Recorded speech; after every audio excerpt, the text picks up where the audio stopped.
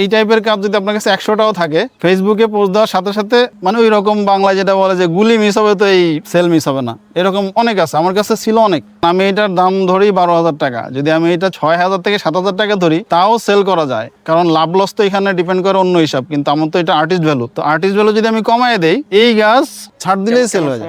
এটা তৈরি করতে লাগছে যে অলমোস্ট 3 বছর চলতেছে। এটা হলো এই যেমন এটা কিন্তু এইটার কিন্তু আমার একটা আমার বাচ্চার খেলনা গাড়ি। এটা তো বাচ্চা খেলার পরে এটা নষ্ট হয়ে গেছিল, নষ্ট হয়ে যাওয়ার পরে সেই গাড়িটা নিয়ে ছোট একটা গাছ এখানে আমি বেঁধে বা সেট আপ করে রাখছিলাম, এইভাবেই তারা ছেড়ে রাখছিলাম অলমোস্ট প্রায় 1.5 বছর পরে তারপর আস্তে আস্তে কাজ শুরু করছি। এটা কমপ্লিট হইতে এই পটে আসতে আসতে যে 3 বছর চলতেছে। গত বছর এটা আমার ফেসবুক পেজে পোস্ট দেওয়া হয়েছিল এবং এটার আমার ভিডিওটার ভিউ ছিল প্রায় 2 মিলিয়ন প্লাস। মার্কেটিং এর এখানে একটা বিরাট ব্যাপার আছে বর্তমানে।